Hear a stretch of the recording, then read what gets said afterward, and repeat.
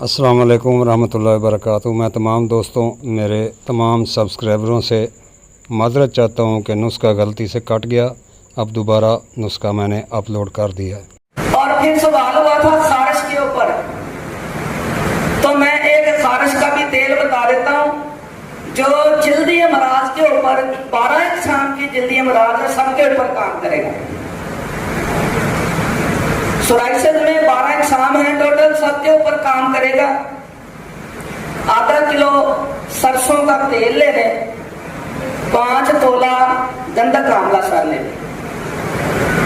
गंधक को तेल को गर्म करना है, जब 2-3 उबाले खा जाए तो गंधक डाल दें।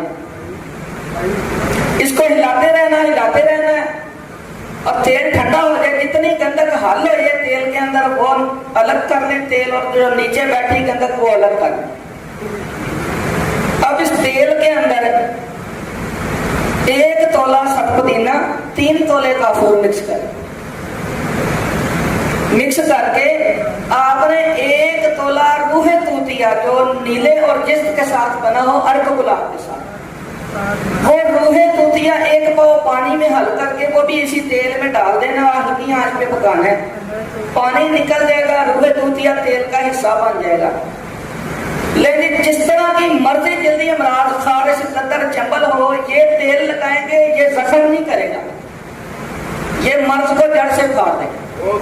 1 से 2 हफ्ते इस्तेमाल करवा दें तो ये काम करते हैं।